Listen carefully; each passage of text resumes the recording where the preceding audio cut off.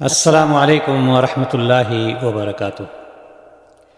الحمد للہ رب العالمین والعاقبۃ للمتقین ولا عدوان الا علی الظالمین والصلاة والسلام علی اشرف الانبیاء والمرسلین نبینا محمد وعلی آلہ وصحبہ اجمعین، اما بعد۔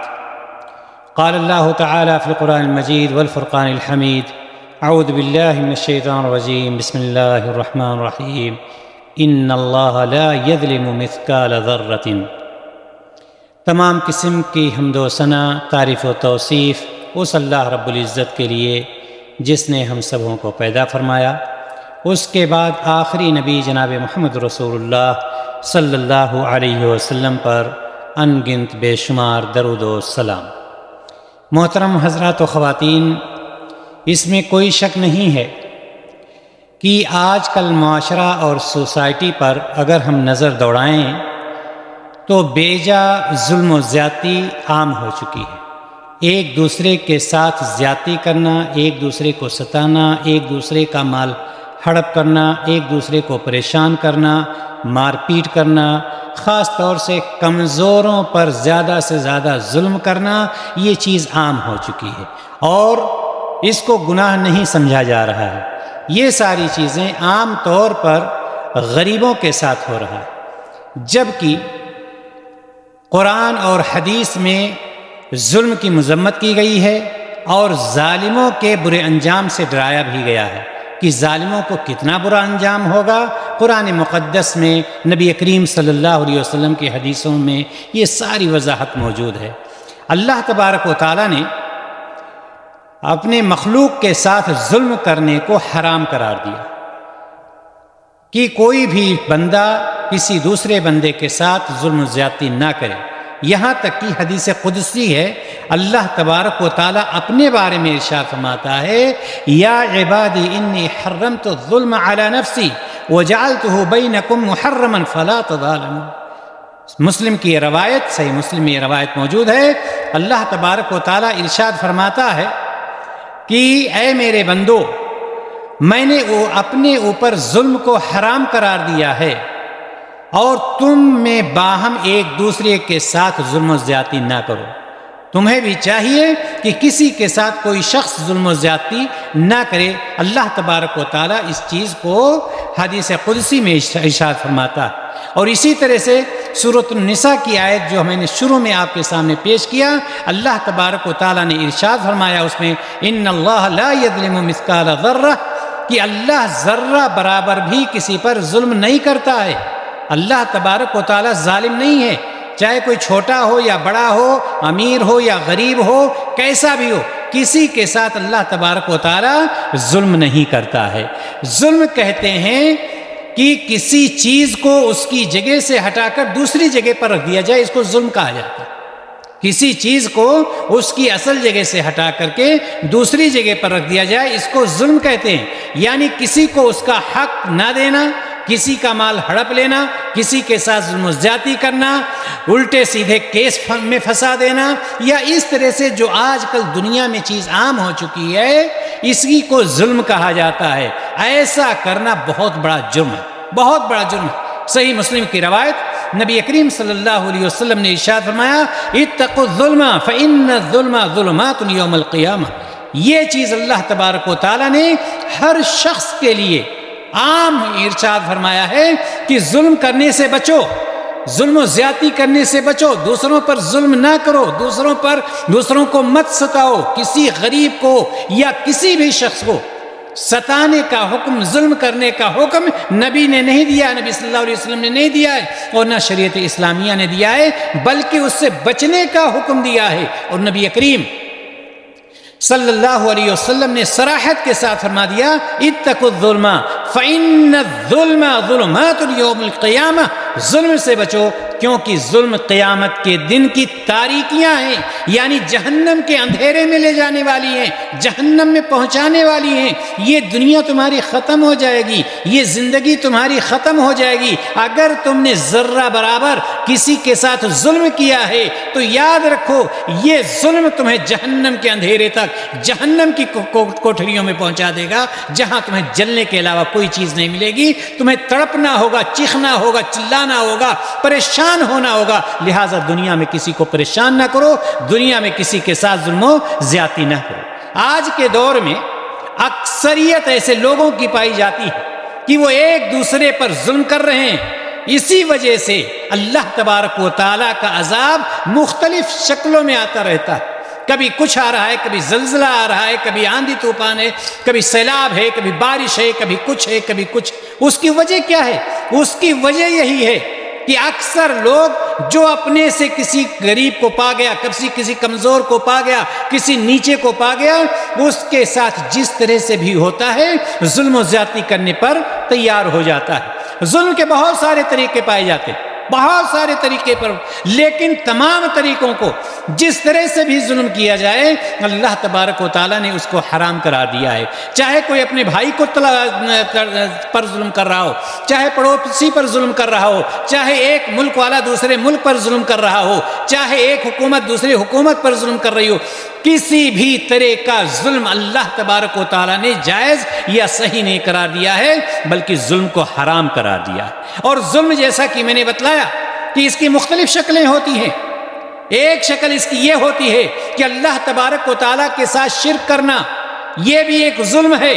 آپ کو معلوم ہے کہ اللہ تبارک و تعالیٰ ہی خالق ہے، وہی مالک ہے، وہی رازق ہے، وہی محیی ہے، وہی ممیت ہے، یعنی سب کچھ اللہ ہی ہے، بادشاہ اللہ ہی ہے، روزی دینے والا اللہ ہی ہے، مارنے والا، جلانے والا، اولاد دینے والا، عزت اور شہرت کا مالک کون ہے؟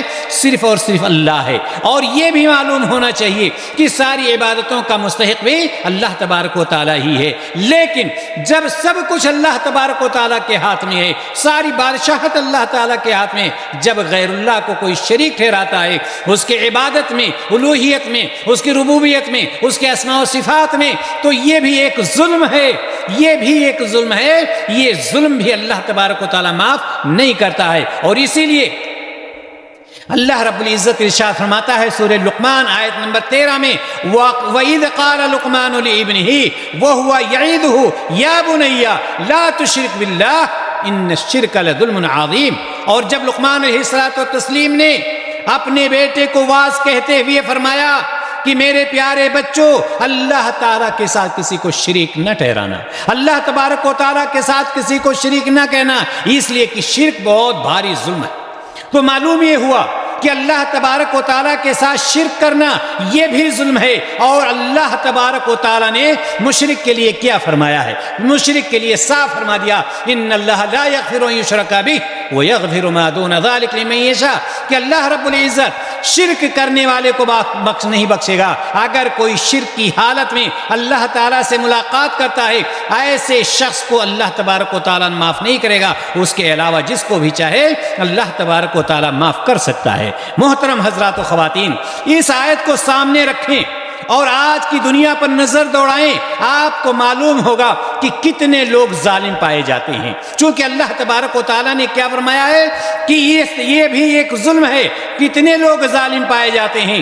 آپ کو یہ بھی معلوم ہے کہ اللہ تبارک و تعالیٰ نے شرک کو ظلم قرار دیا ہے، اور کتنے لوگ غیر اللہ کو اپنی عبادتوں میں شامل کیے رہتے ہیں۔ کتنے لوگ ایسے ہیں پائے جاتے ہیں جو شرک کرتے ہیں، یعنی یہ کہ وہ ظلم کرتے ہیں جس سے اللہ تبارک و تعالیٰ نے ان کو منع فرمایا ہے۔ دوسرے نمبر پر ایک تو یہ شرک کرنا یہ بھی ظلم ہے، دوسری بات یہ ہے کہ اس کا تعلق بھی اللہ تعالیٰ ہی کے حقوق سے ہے، یعنی اللہ تبارک و تعالیٰ کی نافرمانی کرنا شرک کو چھوڑ کر، اللہ تعالیٰ کی نافرمانی کرنا شرک تو بہت بڑا گناہ ہے۔ اس کے علاوہ بھی بہت ساری چیزیں ایسی ہیں جن کا شمار شرک میں ہوتا ہے۔ آپ یہ جانتے ہیں کہ اللہ تبارک و تعالیٰ کی نعمتوں میں سے ایک نعمت کان بھی ہے۔ کان کو اللہ تبارک و تعالیٰ نے کس لیے دیا ہے؟ کان کو دیا ہے سننے کے لیے، کان کو دیا ہے تلاوت سننے کے لیے، کان کو دیا ہے اچھی باتیں سننے کے لیے، کان کو دیا ہے سن کر کے اچھی دعوت دینے کے لیے۔ لیکن اسی کان سے ایک بندہ جب گانے سنتا ہے، میوزک سنتا ہے، چغلیاں سنتا ہے، بری چیزیں سنتا ہے، تو یہ بھی ایک ظلم ہے، یہ بھی ایک ظلم ہے۔ اسی طرح سے اللہ تبارک و تعالیٰ کی نعمتوں میں سے ایک نعمت آنکھ بھی ہے۔ یہ نعمت اللہ تبارک و تعالیٰ نے کیوں دیا ہے؟ ہمیں یہ نعمت دیا ہے کہ ہم صحیح چیزوں کو دیکھیں، قرآن کی ہم تلاوت کریں، ہم اپنے سیدھے راستے پر چلیں، تاکہ ہمیں کوئی ٹھوکر نہ لگے، ہمیں کہیں پر کوئی دھوکہ نہ ہو جائے۔ لیکن اس آنکھ کو کہاں پر لوگ استعمال کرتے ہیں؟ گندی چیزوں کو دیکھنے کے لیے، تصویروں کو دیکھنے کے لیے، فلموں کو دیکھنے کے لیے۔ یہ بھی ایک ظلم ہے، یہ بھی اللہ تبارک و تعالیٰ کے ساتھ ظلم کیا جا رہا ہے۔ آپ اندازہ لگائیے، اسی طرح سے اللہ تبارک و تعالیٰ نے دل دیا ہے، اگر کسی کو یہ دل نکال لے، دل کو پھیل کر دے، دل دھڑکنا چھوڑ دے، آپ اندازہ لگائیے کہ اس آدمی کا کیا ہوگا، اس کے بارے میں کیا لوگ سوچیں گے۔ آنکھ نہیں ہے تو کانا کہا جاتا ہے، اگر اس کے پاس کان نہیں ہے تو بہرا کہا جاتا ہے، دل کام نہیں کر رہا ہے تو پاگل اور دیوانہ کی طرح سے ہو جاتا ہے۔ لیکن اس دل سے اللہ تبارک و تعالیٰ نے تو یہ حکم دیا تھا کہ ہم اچھے فیصلے کریں، اچھی چیزیں سوچیں، اچھی چیزوں کے کرنے کا حکم دے، لیکن اس کو بھی غلط جگہ پر استعمال کیا جاتا ہے۔ یہ ساری چیزیں ظلم میں ثابت ہوتی ہیں، ظلم میں شامل ہیں یہ ساری چیزیں۔ نہ ہم نے آنکھ کو صحیح استعمال کیا، نہ میں نے کان کو صحیح جگہ پر استعمال کیا، نہ ہم نے دل کو صحیح جگہ پر استعمال کیا۔ جبکہ اللہ تبارک و تعالیٰ سورۃ الاسراء آیت نمبر 36 میں ارشاد فرماتا ہے، وَلَا تَقْفُ مَا لَيْسَ لَكَ بِهِ عِلْمٌ إِنَّ السَّمْعَ وَالْبَصَرَ وَالْفُؤَادَ كُلُّ أُولَئِكَ كَانَ عَنْهُ مسؤولا۔ اور جس بات کا آپ کو علم نہ ہو اس کے پیچھے نہ لگیے، بے شک کان اور آنکھ اور دل ہر ایک سے پوچھا جائے گا۔ محترم حضرات و خواتین، آپ اندازہ لگائیں، یہاں پر اللہ تعالیٰ نے کہا کہ اگر کسی چیز کے بارے میں علم نہ ہو آپ کو تو اس کے ٹوہ میں نہ لگیے، اس کے پیچھے مت پڑیے۔ اور جو چیزیں حرام ہیں، گانا سننا حرام ہے، فلمیں دیکھنا حرام ہے، گندی تصویریں دیکھنا حرام ہے، غلط چیزیں سوچنا حرام ہے، اللہ تبارک و تعالیٰ اس کو کیسے قبول فرمائے گا؟ ظاہر سی بات ہے اللہ تعالیٰ اس کو قبول نہیں فرمائے گا۔ تو یہ بھی ایک ظلم میں شامل ہے۔ اور انسان جو کام بھی اللہ تعالیٰ کی نافرمانی میں کرتا ہے وہ اپنے نفس پر ظلم کرتا ہے۔ یہ اللہ تعالیٰ کے ساتھ تو ظلم ہو ہی رہا ہے، ساتھ ہی ساتھ وہ اپنے نفس پر بھی ظلم کر رہا ہے۔ جو کام بھی اللہ تعالیٰ کی نافرمانی میں ہو رہا ہے، اللہ تعالیٰ کی معصیت میں ہو رہا ہے، یہ سمجھ لیجئے کہ وہ شخص اپنے نفس پر ظلم کر رہا ہے۔ سورہ یونس آیت نمبر 44 میں اللہ تبارک و تعالیٰ ارشاد فرماتا ہے، ان اللہ لا یظلم الناس شیئا ولکن الناس انفسهم یظلمون۔ یقینی بات ہے کہ اللہ لوگوں پر ظلم کبھی نہیں کرتا، لیکن لوگ خود ہی اپنی جانوں پر ظلم کرتے ہیں۔ اللہ تعالیٰ ظلم نہیں کرتا، لوگ خود اپنی جانوں پر ظلم کرتے ہیں۔ معلوم یہ ہوا کہ اس سے بھی انسان کو بچ کر کے رہنا چاہیے۔ اور تیسری قسم کا ظلم، بندوں پر ظلم کرنا، بندوں پر ظلم کرنا، یہ تو بہت ہی بڑا گناہ ہے، بہت بڑا جرم ہے، بہت بھاری جرم ہے کہ کوئی شخص کسی دوسرے بندے پر، کہ کوئی شخص دوسرے شخص پر ظلم کرتا ہے۔ اللہ تبارک و تعالیٰ نے اس سے بالکل، شریعت اسلامیہ نے بالکل اس سے ہمیں اور آپ کو منع فرمایا ہے۔ اور اسی لیے اللہ تعالیٰ نے فرمایا وَلَا تَقْتُلُوا النَّفْسَ الَّتِي حَرَّمَ اللَّهُ إِلَّا بِالْحَقِّ، اور جان لو اور اس جان کو قتل نہ کرو، اس جان پر ظلم و زیادتی نہ کرو، اس جان کی خون نہ بہاؤ جسے اللہ نے حرام قرار دیا ہے۔ اب وہ لوگ جو بیجا، بغیر کسی قصور کے معصوموں کا قتل کر رہے ہیں، بے گناہوں کا قتل کر رہے ہیں، مسلموں کا قتل کر رہے ہیں، دوسرے لوگوں کا قتل کر رہے ہیں، اللہ تبارک و تعالیٰ یہاں فرما رہا ہے وَلَا تَقْتُلُوا النَّفْسَ الَّتِي حَرَّمَ اللَّهُ إِلَّا بِالْحَقِّ، کہ اور اس جان کو قتل نہ کرو جسے اللہ تعالیٰ نے حرام قرار دیا ہے مگر کسی شرعی حق کی وجہ سے کسی کو قتل کرنا پڑے تو۔ شرعی حق کیا ہے؟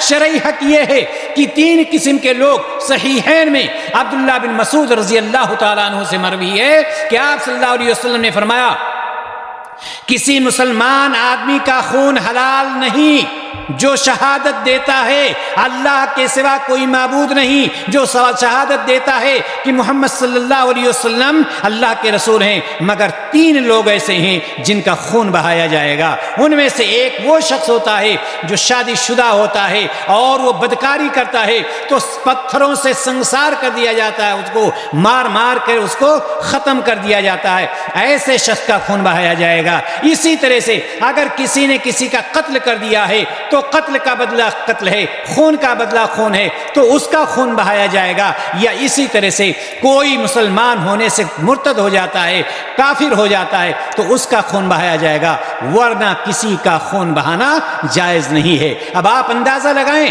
آج کے دور میں دیکھیں کتنے لوگ ہیں، پانی مہنگا ہے لیکن لوگوں کا خون سستا ہے، کوئی اپنے کسی مفاد کے لیے، کوئی اپنے کسی مفاد کے لیے، دنیا کے لیے، جس کو یہ پتہ نہیں ہوتا ہے کہ اگلی گھڑی میں زندہ رہوں گا یا نہیں رہوں گا، لیکن کبھی اپنے بھائی کو، کبھی اپنے دوست کو، کبھی اپنے پڑوسی کو، کبھی اپنے شہر والے کو، کبھی اپنے ملک والے کو، کبھی دوسرے ملک والے کو، یوں ہی لوگ قتل کر دیتے ہیں، ختم کر دیتے ہیں، نیست و نابود کر دیتے ہیں۔ یہ اللہ تبارک و تعالیٰ کے پاس کون سا منہ دکھائیں گے؟ کیسے اللہ تبارک و تعالیٰ کے سامنے یہ لوگ جائیں گے؟ ظلم کے 3 قسموں میں سے یہ قسم، یہ سمجھ لیجئے کہ بندوں کے ساتھ ظلم کرنا یہ سب سے بھیانک جرم ہے، سب سے بڑا جرم ہے، جس کو اللہ تبارک و تعالیٰ معاف نہیں کرتا۔ یاد رکھیے، جو لوگ ظلم کرتے ہیں، قتل و غارت گری کرتے ہیں، چاہے جتنا وہ نماز پڑھ لیں، چاہے جتنا وہ روزہ رکھ لیں، چاہے جتنا وہ حج کر لیں، چاہے جتنا وہ زکوٰۃ کر لیں، ان ساری چیزوں سے بھی اگر کسی پر ظلم کیا ہے، کسی کا قتل کیا ہے، تو اس کی تلافی نہیں ہو سکتی ہے۔ حضرت ابو ہریرہ رضی اللہ تعالی عنہ ارشاد فرماتے ہیں کہ نبی کریم صلی اللہ علیہ وسلم نے فرمایا، اگر کسی شخص کا ظلم کسی دوسرے کی عزت پر ہو یا کسی طریقے سے اس پر ظلم کیا ہو تو اس دن کے آنے سے پہلے معاف کرا لے۔ کون سا دن؟ جس دن نہ اس کے پاس دینار ہوگا نہ درہم ہوگا، اگر اس دن اس کا کوئی عمل کام آئے گا تو نیک عمل کام آئے گا، نہ دینار کام آئے گا نہ درہم کام آئے گا، کوئی چیز کام نہیں آئے گی۔ معلوم یہ ہوا کہ بندوں کے ساتھ ظلم کرنا، بدلوں کے ساتھ زیادتی کرنا، یہ چیز اللہ تبارک و تعالیٰ نے اس کو حرام قرار دیا ہے۔ جس طرح سے اللہ رب العزت نے حدیث قدسی میں ارشاد فرمایا کہ میں نے ظلم کو اپنے نفس پر حرام قرار دیا ہے، لہٰذا تم لوگ بھی اس کو نہ کرو اور ایک دوسرے کے ساتھ ظلم و زیادتی نہ کیا کرو۔ حضرت ابو ہریرہ رضی اللہ تعالیٰ عنہ کی صحیح مسلم میں ایک اور روایت آتی ہے جس میں فرماتے ہیں کہ نبی کریم صلی اللہ علیہ وسلم نے پوچھا، اتدرون ما المفلس، کیا تم لوگ جانتے ہو کہ مفلس کون ہوتا ہے؟ کیا تم لوگ جانتے ہو فقیر مسکین کون ہوتا ہے؟ کیا تم لوگ جانتے ہو کہ مفلس ہے کون؟ اللہ کے رسول صلی اللہ علیہ وسلم نے جب پوچھا تو لوگوں نے عرض کیا، اے اللہ کے رسول صلی اللہ علیہ وسلم، ہم میں سے مفلس وہ ہے جس کے پاس روپیہ نہ ہو، جس کے پاس پیسہ نہ ہو اور کوئی اسباب نہ ہو۔ آپ نے فرمایا نہیں، مفلس میری امت میں قیامت کے دن وہ ہوگا جو نماز لے کر بھی آئے گا، زکوٰۃ لے کر بھی آئے گا، حج کر کے بھی آیا ہوگا، یہ کام کیا ہوگا، وہ کام کیا ہوگا، لیکن کسی کے ساتھ اس نے بدکاری کی ہوگی، کسی پر تہمت لگایا ہوگا، کسی کا مال کھایا ہوگا، کسی کا خون بہایا ہوگا، کسی کے ساتھ کوئی زیادتی کی ہوگی، کسی کے ساتھ گالی گلوچ کیا ہوگا، کسی کی چغلی کی ہوگی۔ اللہ کے رسول جناب محمد رسول اللہ صلی اللہ علیہ وسلم ارشاد فرماتے ہیں کہ قیامت کے دن اس کے پاس یہ ساری نیکیاں ہوں گی، لیکن ساتھ ساتھ یہ برائیاں بھی ہوں گی، جس کے ساتھ جو برائی اس نے کیا ہے، اس کی ساری نیکیاں اٹھا کر کے ان کو دے دی جائیں گی اور یہ بالکل خالی ہو جائے گا۔ جب اس کی ظلم و زیادتی ختم نہیں ہوگی اور نیکیاں ختم ہو جائیں گی تو اللہ کے رسول جناب محمد رسول اللہ صلی اللہ علیہ وسلم فرماتے ہیں کہ دوسروں کی برائیاں، دوسروں کی خطائیں، دوسروں کے گناہ اٹھا کر کے اس مفلس کے اوپر لاد دی جائے۔ مفلس قیامت کے دن وہ شخص ہوگا۔ کوئی یہ نہ سمجھے کہ ہم ظلم و زیادتی کر رہے ہیں، ہم ظلم کر رہے ہیں، ہم کسی کا مال ہڑپ کر رہے ہیں، ہم کسی کو گالی گلوچ دے رہے ہیں، ہم کسی کو ستا رہے ہیں، اور ہم تو نماز پڑھ رہے ہیں، زکوٰۃ دے رہے ہیں، حج کر رہے ہیں، روزہ رکھ رہے ہیں، سب ہمارا معاف ہو جائے گا؟ نہیں، معاف نہیں ہوگا، بلکہ یہ ساری چیزیں، تمہاری جتنی نیکیاں ہوں گی، یہ ساری نیکیاں ان لوگوں کے پڑھنے میں چلی جائیں گی جن کے ساتھ تم نے ظلم و زیادتی کی۔ ساتھ ہی ساتھ یہ چیز بھی یاد رکھیں کہ مظلوم کی بد دعا کبھی بھی رد نہیں ہوتی ہے۔ اللہ تبارک و تعالی مظلوم کی بد دعا کو رد نہیں کرتا ہے، لہٰذا وہ لوگ کان کھول کر کے سن لیں جو دوسروں کے ساتھ ظلم و زیادتی کر رہے ہیں، جو کسی کا مال ہڑپ کر رہے ہیں، جو خون بہا رہے ہیں، جو بے قصوروں کو قتل کر رہے ہیں، جو بے قصوروں کو بے گھر کر رہے ہیں، جو بے قصوروں کو گھر کو ڈھا رہے ہیں، ان کو یہ سوچنا چاہیے کہ مظلوم کی بد دعا اور اللہ تبارک و تعالیٰ کے درمیان کوئی چیز رکاوٹ نہیں ہوتی ہے۔ ہاں، یہ اور بات ہے، اگر ظالم بڑھتا جا رہا ہے، ظلم کرتا جا رہا ہے، ظلم کرتا جا رہا ہے، تو اس کو یہ نہیں سوچنا چاہیے یہ ہماری طاقت ہے، اس کو یہ نہیں سوچنا چاہیے یہ ہماری سوچ ہے، یعنی یہ ہے کہ اللہ تبارک و تعالی ہم سے راضی ہے۔ ایسا ہرگز نہیں، اللہ تبارک و تعالی ایسے شخص کو ڈھیل دیتا ہے، ایسے شخص کو مہلت دیتا ہے، یہاں تک کہ وہ گناہوں میں ڈوبتا چلا جاتا ہے، اور جب وقت آتا ہے تو اللہ تبارک و تعالی اپنی رسی کو کھینچ لیتا ہے اور اس کو جہنم کے حوالے کر دیتا ہے۔ مظلوم چاہے مسلم ہو، مظلوم چاہے فاسق ہو، چاہے فاجر ہو یا کافر ہو، اللہ تبارک و تعالی اس کی بد دعا ظالم کے خلاف قبول ہی کر لیتا۔ یہ نہ سمجھیں ہم کہ ہم نے کسی فاسق پر ظلم کیا ہے، ہم نے کسی فاجر پر ظلم کیا ہے، ہم نے کسی کافر پر ظلم کیا نہیں۔ اگر ظلم ہے تو فاجر کی بھی دعا لگ جاتی ہے، فاسق کی بھی، کافر کی بھی، اللہ تبارک و تعالی اس دعا کو قبول کر لیتا ہے اور ظالم کو جہنم تک پہنچا دیتا ہے۔ اسی لیے صحیح بخاری کی روایت، نبی کریم صلی اللہ علیہ وسلم نے ارشاد فرمایا، اتق دعوت المظلوم فإنها ليس بينها وبين الله حجاب۔ مظلوم کی بد دعا سے بچو، اے لوگو، مظلوم کی بد دعا سے بچو، کیونکہ اس کے اور اللہ کے درمیان پردہ نہیں ہوتا ہے۔ لہٰذا سب کوئی کان کھول کر کے سن لے کہ مظلوم کی بد دعا سے بچنا چاہیے، کسی پر ظلم و زیادتی نہیں کرنی چاہیے۔ اسی طرح سے نبی کریم صلی اللہ علیہ وسلم نے ایک دوسری روایت میں فرمایا، کیا فرماتے ہیں؟ دعوت المظلوم مستجابہ وإن كان فاجرا ففجوره على نفسه۔ مظلوم کی دعا سے، مظلوم کی دعا قبول کر لی جاتی، مظلوم کی دعا قبول کر لی جاتی ہے۔ اگر وہ فاجر ہوگا تو اس کی برائی اسی کے نفس پر ہوگی، لیکن بد دعا کسی کی اللہ تبارک و تعالی رد نہیں کرتا ہے۔ لہٰذا ہم یہ نہ سوچیں کہ یہ کافر ہے، یہ فاجر ہے، اس پر ہم کسی طرح چاہے ظلم و زیادتی کر لیں، نہیں۔ مسلم پر، چاہے مسلم ہو، چاہے کافر ہو، چاہے فاسق ہو، چاہے فاجر ہو، کسی پر اللہ تبارک و تعالی نے یا شریعت اسلامیہ نے ظلم کرنے کا اختیار ہمیں اور آپ کو نہیں دیا ہے، بلکہ یہ فرمایا ہے کہ کسی پر کسی کو ظلم نہیں کرنا چاہیے۔ نبی کریم صلی اللہ علیہ وسلم ایک دوسری روایت میں فرماتے ہیں، اتقوا دعوت المظلوم وإن كان كافرا فإنه ليس دونها حجاب۔ آپ صلی اللہ علیہ وسلم نے فرمایا، مظلوم کی بد دعا سے بچو اگرچہ کافر ہو، کیونکہ اس کے لیے کوئی رکاوٹ نہیں ہوتی۔ محترم حضرات و خواتین، ظلم سے بچو، اور یہ ساری دنیا یہ کان کھول کر کے سن لے، جو ایک دوسرے پر ظلم کر رہی ہے، بے قصوروں کو مار رہی ہے، بچوں کو مار رہی ہے، بے گناہوں کو مار رہی ہے، عورتوں کو مار رہی ہے، بزرگوں کو مار رہی ہے، ان کے گھروں کو تہس نہس کر رہی ہے، دیر ہے اللہ تعالیٰ کے ہاں، اندھیر نہیں ہے۔ اور اللہ تبارک و تعالیٰ کی لاٹھی جب پڑتی ہے تو اس میں آواز نہیں ہوتی ہے۔ ایسے نیست نابود ایسے لوگ ہو جائیں گے جن کو دنیا سمجھ نہیں پائے گی، لیکن اللہ تبارک و تعالیٰ اپنا کام کر جاتا ہے۔ اس لیے ہمیشہ ایسے لوگوں کو ڈرنا چاہیے، اور ظالم کے لیے سب سے بڑی بری خبر جو ہے کہ ظالم کی ہر حال میں، ظالم کو ہر حال میں سزا ملنی ہے۔ ظالم سزا سے چھٹکارا نہیں پا سکتا ہے۔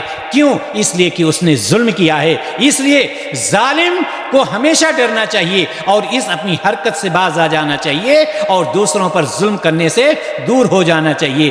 لہذا ظالم کے لیے بری خبر یہ ہے کہ اس کو سزا سے چھٹکارا نہیں ہے، اور اس کی سزا کیسی ہوگی؟ سزا بہت بھیانک ہے، بہت خطرناک ہے۔ سورہ اعراف میں اللہ تبارک و تعالیٰ نے آیت نمبر 41 میں ارشاد فرمایا، لَهُم مِّن جَهَنَّمَ مِهَادٌ وَمِن فَوْقِهِمْ غَوَاشٍ وَكَذَلِكَ نَجْزِي الظَّالِمِينَ۔ ان کا بستر جہنم کی آگ کا ہوگا۔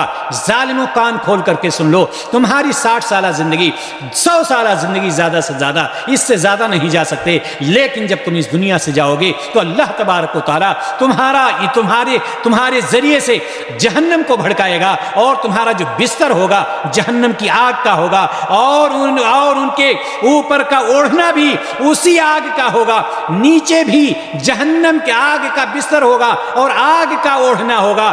جو تم دوسروں پر ظلم کر رہے ہو، دوسروں کے گھروں کو ڈھا رہے ہو، بزرگوں کو مار رہے ہو، بچوں کو مار رہے ہو، معصوموں کو مار رہے ہو، یاد رکھو یہ دنیا ختم ہو جائے گی، اس سے پہلے تم ختم ہو جاؤ گے۔ کوئی یہاں رہنے کے لیے نہیں آیا ہے، جو پیدا ہوا ہے اس کو مرنا ہے۔ ظلم و زیادتی سے باز آ جاؤ، ورنہ اللہ تبارک و تعالیٰ نے تمہارے لیے جہنم تیار کر رکھا ہے، تمہارے لیے بستر تیار کیا ہے، وہ بھی آگ کا ہے، اوڑھنا تیار کیا ہے، وہ بھی آگ کا ہے، اور ظالموں کو اللہ تبارک و تعالیٰ ایسا ہی بدلہ دیتا ہے۔ اور اللہ تبارک و تعالیٰ سورہ اعراف ہی میں آیت نمبر 44 میں ارشاد فرماتا ہے، لعنت اللہ علی الظالمین، اللہ تعالیٰ کی لعنت ہو ظالموں پر۔ جس کو اللہ تعالیٰ لعنت برسا رہا ہو، جس پر اللہ تعالیٰ کی لعنت جا رہی ہو، وہ شخص کتنے دنوں تک خوش رہ سکتا ہے؟ لہذا ظالموں کو چاہیے کہ اپنے ظلم سے باز آ جائیں، ظالموں کو چاہیے کہ کسی پر کسی طرح کا بھی ظلم نہ کریں، ظالموں کو چاہیے کہ اپنی حرکتوں سے باز آ جائیں۔ اللہ تعالیٰ کی یہاں دیر ہے، اندھیر نہیں ہے۔ ہم اللہ تعالیٰ سے دعا کرتے ہیں، الہ العالمین ہر ظالم کو، دنیا میں جتنے بھی ظالم ہیں، الہ العالمین یا تو ان کو ہدایت دے دے یا ان کو نیست و نابود کر دے۔ الہ العالمین وہ لوگ جن پر ظلم ہو رہا ہے، الہ العالمین ان کو تو اپنی حفاظت میں لے لے، ان کو تو اپنی حفاظت میں لے لے۔ الہ العالمین جن کے گھروں کو گرایا جا رہا ہے، الہ العالمین تو ان کو اپنی حفاظت میں لے لے، تو ان کو غالب کر دے اور ظالموں کو مغلوب کر دے۔ الہ العالمین تو ہم سب کا حامی اور ناصر ہو جا۔ الہ العالمین تو ہم سب کی مدد فرما۔ الہ العالمین ہم تیرے خطا کار بندے ہیں، ہم تجھ سے معافی مانگتے ہیں اور یہ وعدہ کرتے ہیں کہ الہ العالمین آنے والے دنوں میں ہم تیرے پیارے نبی جناب محمد رسول اللہ صلی اللہ علیہ وسلم کے بتائے ہوئے طریقے کے مطابق اپنی زندگی گزاریں گے۔ وآخر دعوانا ان الحمد للہ رب العالمین۔ السلام علیکم ورحمۃ اللہ وبرکاتہ۔